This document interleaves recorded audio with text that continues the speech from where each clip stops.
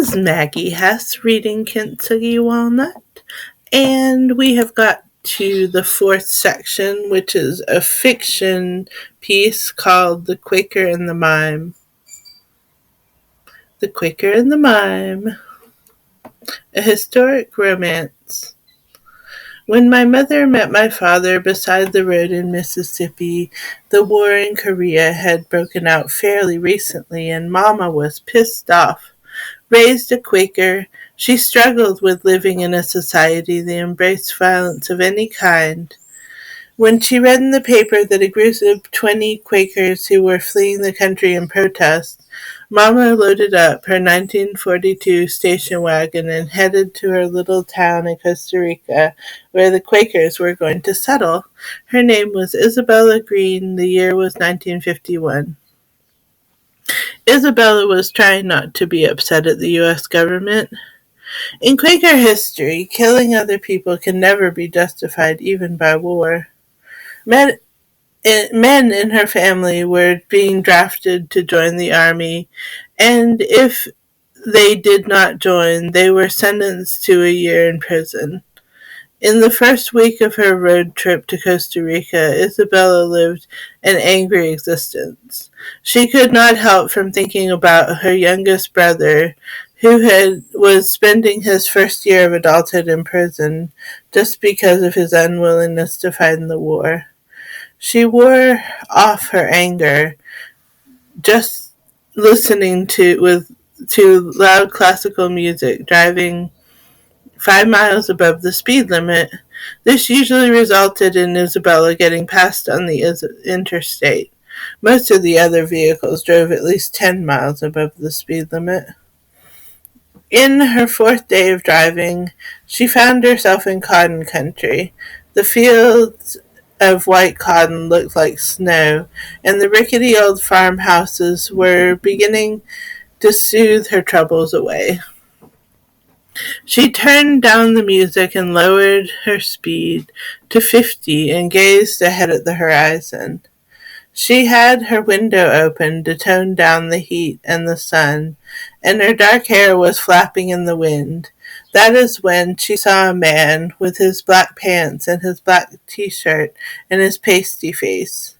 He had a thumb up, and as she neared, his face swelled with a big histrionic grin. It was more a mouth smile than an eye smile.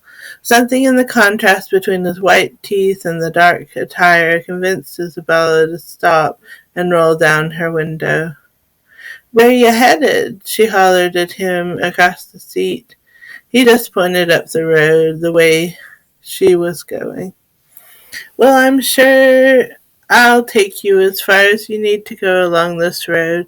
I myself am going a few countries over to the Pan American," she said.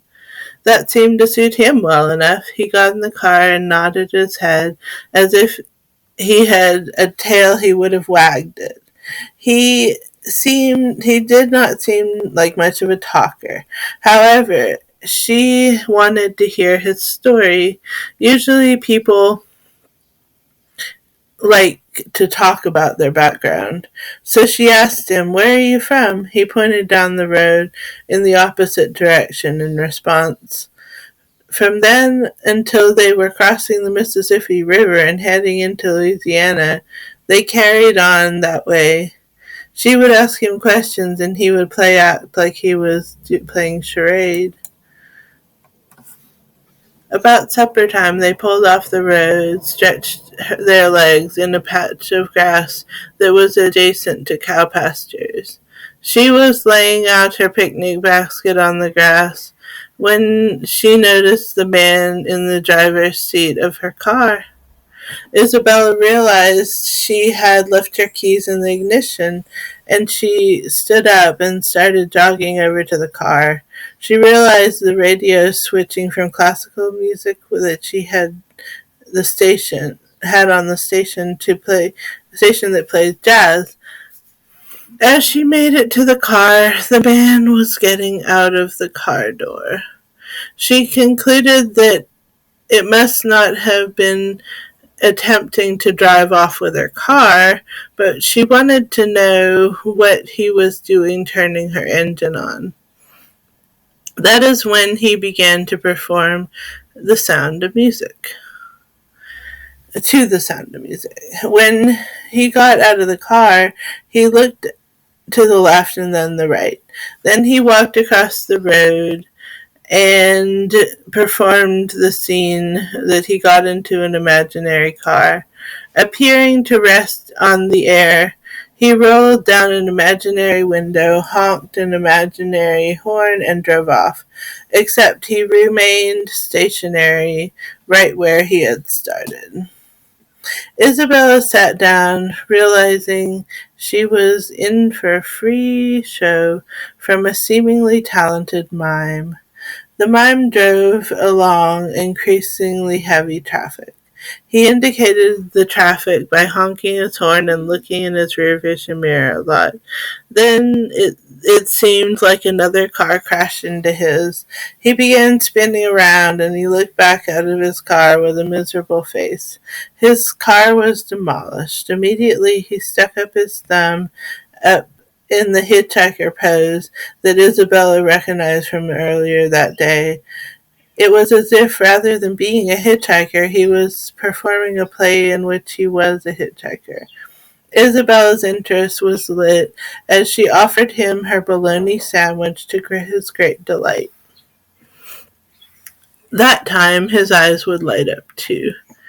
They drove for a long time. At night she would sleep in an old canvas tent beside the car. He would move her old trunks and boxes from one side of the back of the station wagon to make place for him to sleep. The first night it rained and she squeezed in beside him in the back of the station wagon. After all, her tent leaked. In the day he would drive to keep his pay. They crossed the border with no problem and made it to Guatemala before they discovered the road had ended.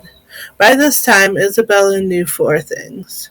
By sneaking a look at the mime's driver's license, she knew his name was Frankie.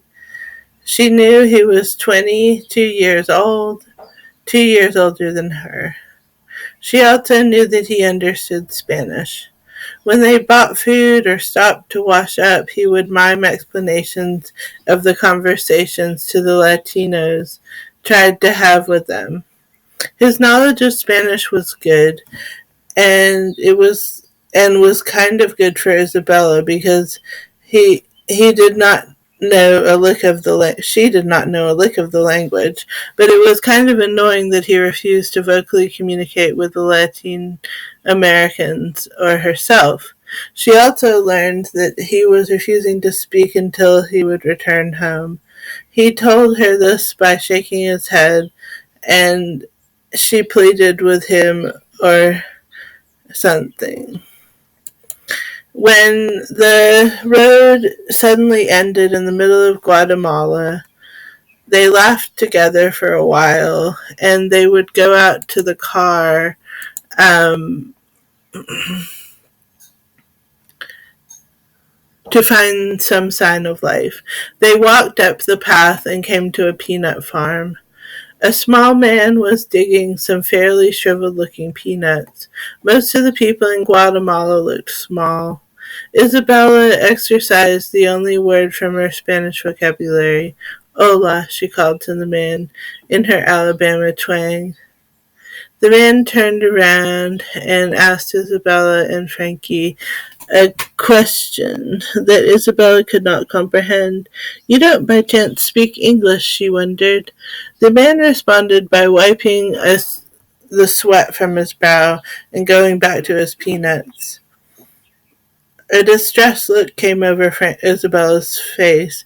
Frankie clapped his hand to alert the peanut farmer. Then Frankie did his best to explain to the Guatemalan that Isabella's car had reached the end of the road and they needed to find another way to get south. Then Frankie and Isabella and the farmer went back to the car. They all got into the car, and the little man directed Frankie to drive back the way they had come. They came to a train yard, and some strong-looking little men helped hoist the car into the freight train. Then they asked Isabella for money. They really wished she could communicate with someone at this point. She gave them $1 each and climbed into the car. All seemed worthwhile to Isabella as she rode back to the train for an hour, watching the viney forest go by.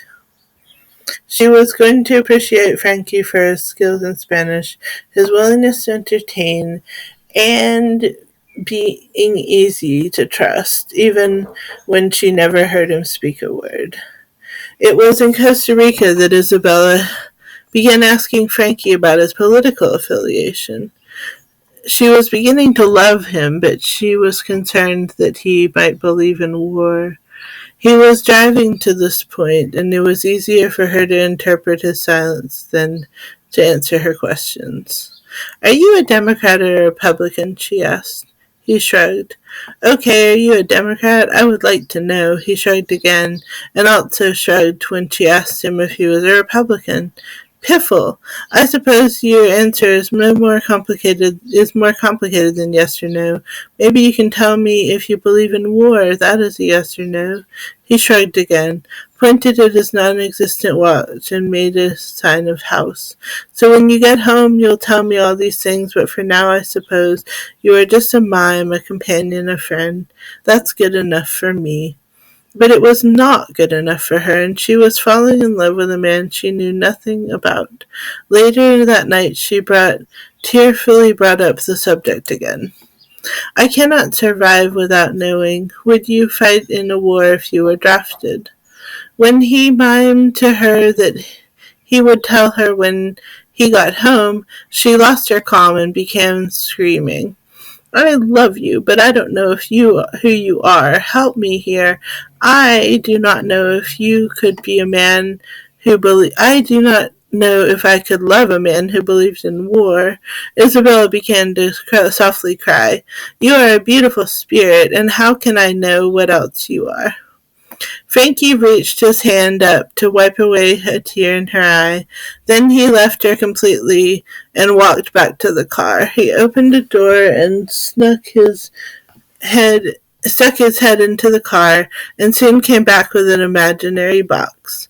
Then bending down on one knee, he opened a not-real box and pulled out a not-real ring and held out his hand.